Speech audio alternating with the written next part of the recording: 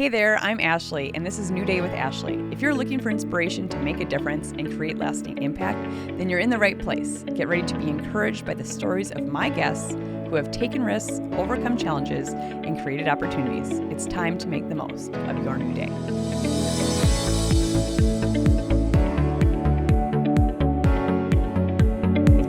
My guest today has discovered her passion for helping others through teaching about stress reduction, movement, breath work, and has built a supportive and welcoming wellness community along the way. Kristen Burbank is the owner of Mojo Fit Studios, and the environment she has created helps her clients find the courage to make themselves a priority, take control of their own stress management, and yes, even their own happiness. You spent 10 years in Minneapolis. Yes. In the corporate marketing. Yes. Corporate marketing, marketing operations. So what led us to yoga? Being in corporate marketing for 10 corporate years. marketing. Yes, I started practicing in Minneapolis, just for my own good and health. Yeah. And I actually was a really big spinner. Oh, and which fun thing. We kind of connected. I forgot about that. Yeah. Over spinning. Spinning, yeah. And I love spin, but Yeah. I spun like 70. It was crazy amount of days. And it was fairly intense spinning. And I had a foot injury due to just doing Overuse. probably doing too much. And was told by the doctor I had to take 6 months to a year off to let it heal. And so I found yoga through that injury because I thought it would be a more low impact opportunity while I healed till I could get back to my spinning, which I eventually did, but I just melded the two together, made both work. And then just through taking it, decided to become a teacher. And it honestly just became more of a health management or stress management thing for me while I was working, and kind of trying to juggle everything. And then just sort of started to really enjoy my time teaching more than being at my job. And then, kind of went on. So what was that pivotal point where you're like, okay, we're moving back to Fargo and I'm going to have a yoga studio? I mean, I don't know what that conversation looks like. Maybe it wasn't quite like that. It was pretty close. Honestly, I don't know that it was one pivotal point that where it was like a decision. When I was about 6 months pregnant, my husband travels 15 days a month. And so when I was about 6 months pregnant, I worked downtown and we had a lot of fertility issues. So I had to go to the doctor with my pregnancy a lot and was using a lot of PTO. And I just kind of started to be like, what am I going to do with this baby comes? And I am going to have to take more time. And I've already used it all. And just like, I don't know if this is going to work with our life really once I was pregnant. And so we were sitting there and I was like, I don't know. I think that maybe now might be the time to move back to Fargo and open a yoga studio. And be closer to family, I suppose. Yeah, be closer to family and with him traveling and friends. Honestly, we have a great friend network here too.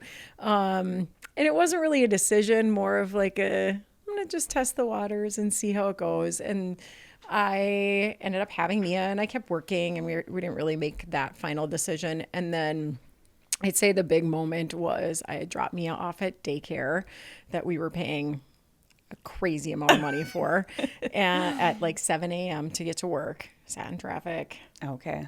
Worked all day. By the time I got home, it was almost 7 when I picked her up. She was 4 months old. And I was like, I can't do this every day, I don't think, or even 15 days a month. When he was gone, it just wasn't, the lifestyle wasn't working with us. And so I think that was probably, it was like, okay, nope, something has to change. Right. Yeah. Something's got to give here. Yep. So is that 2013 then? That would have been, so Mia was 6 months when we moved, her and I got on a flight and we moved in with my parents. So she was 6 months old. Yeah, that would have been 2012. 2012. Right. Okay. Yeah. No, 2013. Yeah, okay. She was born in November.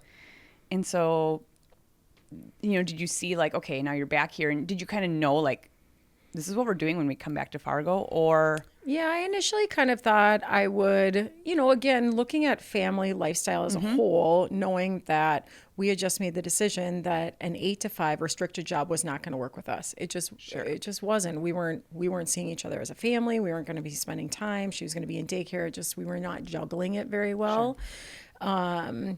And so I thought, well, I'll just open up like a little one-room yoga studio and I'll teach a little bit and that'll be my thing. And it grew from there, obviously. I'm like, or no.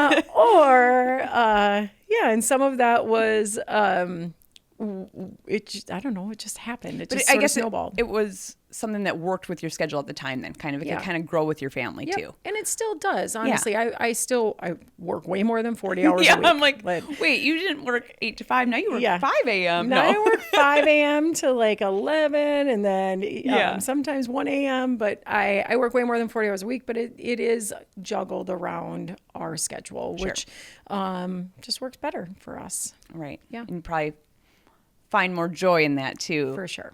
Yeah. I like to be able to pick the kids up or be at the games and not feel like I'm missing out from all of that. So would you say it was a big risk leaving that job to move to Fargo? Yes. Yes. At the time, when I think back to it now, I'm like, why was I so nervous about it? You know, I was really nervous about it. I think at the time I had this mentality that, you know, if I leave this, no one else will hire me, or if this doesn't work, you know, I'm a little bit of a risk taker by nature. And so I wasn't super scared, but I was really more scared of like, what if I don't decide to do this? Will somebody else hire me? Sure. I mean, you've already kind of climbed the ladder being in that position, probably. Yeah, a little bit. I mean, I had been there for 10 years. I definitely say like part of that decision was my leaders looking at me and going, okay, what does your path look like? Sure. And like, knowing in my gut that I just wasn't connecting to any of the paths that were being put in front of me. And so it was a bit of transition years. Sure. Yeah, I can see that. I've experienced that same thing before in careers. So and then like, you know, coming into Fargo, not a lot of yoga studios at the time. Nope. So an opportunity. It was, yeah. We definitely, it's so funny because over the past 9 years, the marketing has changed. Marketing is definitely my love and my passion, right? And so back then it was a lot of yoga is different studio by studio, and it's different teacher by teacher and location by location. And so a lot of people had a mindset as to what they thought yoga was, and that yoga works for a lot of people, and a lot of people were like, I didn't like that. Sure. And so getting people to try our yoga was an educational marketing path. And so it was a lot of just getting people in and having them tell their friends and like, oh, this is a little bit different. And well, I have one of my podcast guests recently, Eric Hatch. Yeah. He was talking about yoga and he was like, oh, it is not yoga what I do. Yes. Yeah. He goes to Sculpt, which is not yoga. And a matter of fact, we used to call it Yoga Sculpt and very intentionally dropped the yoga out of the title of the class because people would come in thinking, and it really is about 5 minutes of warm-up yoga and then it's a fitness class. Right. Yeah.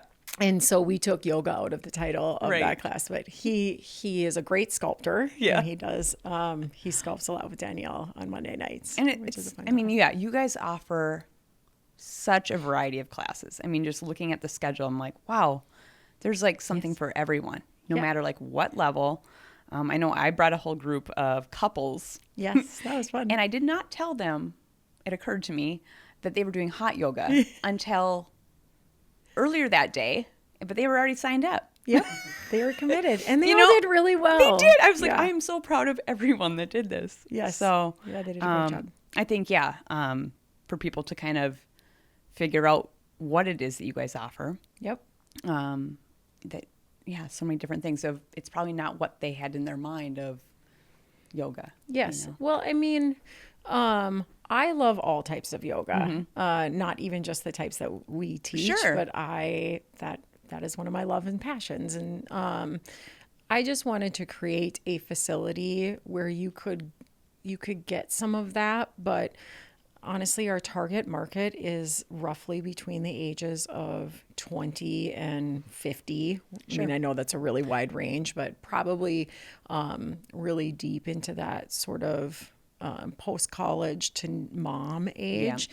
And as much as dad. I think, No. or dad, or dad, we have our male membership is up like 30% in That's the past awesome. 2 years. So yes, Yes. or dad.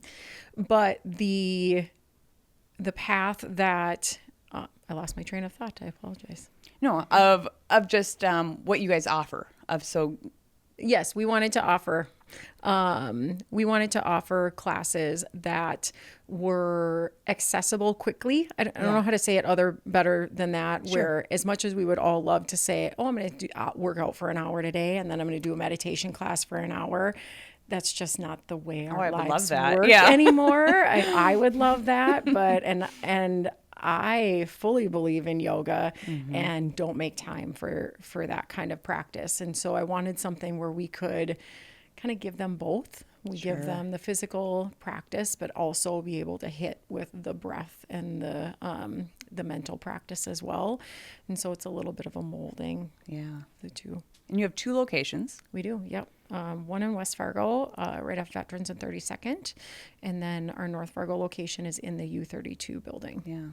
Both beautiful studios. Thank you. I love them. Yeah. How about the Mojo? Where'd you come up with that name?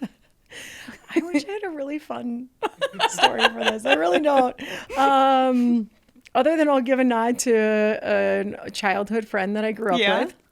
I actually always wanted to call the studios Yogini. Okay. Which I had a shirt. I was like, ready. It's going to be Yogini.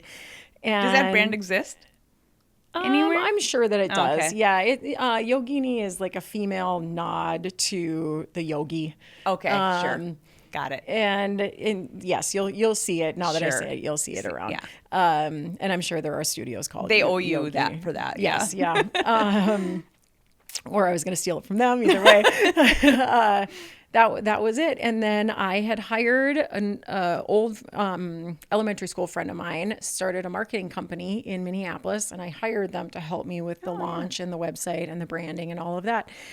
And I sat at the table with his team, and he was like, yeah, no, that's not marketable. What else you got? How about we throw a couple of other options in front of you? And man. Mojo was one of them. And I was like, no, I like that.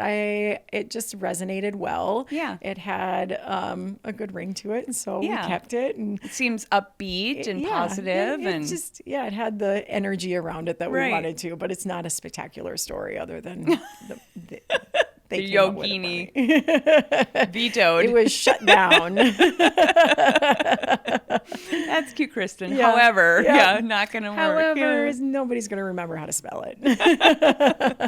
Wow, what a great episode. Thank you so much for joining me. It's always so inspiring sharing these stories. To listen to the full podcast, go to Spotify, Apple Podcasts, or any of your favorite podcast platforms. Remember to like and subscribe. I would love if you could leave me a 5-star review. This helps us reach and engage with more people. Join me next week, and until then, make the most of your new day.